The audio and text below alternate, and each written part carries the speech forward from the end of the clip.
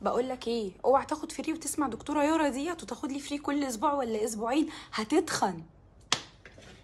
قواعد دايت السعاده ال40، القاعده رقم 5.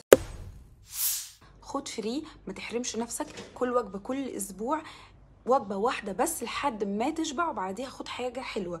بتتخن امتى؟ بتتخن لما بتفتري، لما بتقعد تاكل فوق طاقتك، لما بتاخد يوم من اوله لاخره وتدخل بتاع 4 5000 سعر حراري يبوظ لك بقيه الاسبوع. لكن لو خدت وجبه مقننه الكميات ولكن فيها نوعيات مش صحيه، ده مش هيأذيك في حاجه.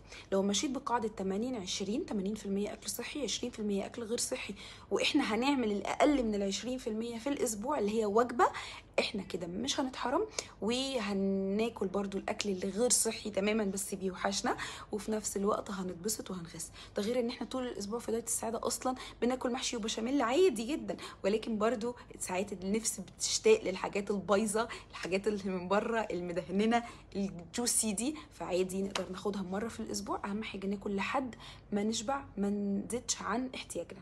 ولو عايزين تعرفوا اكتر عن الدايت اعملوا لي فولو، ولو عايزين تتابعوا معايا في دايت السعاده ابعتوا لي رساله، واشوفكم القاعده الجايه.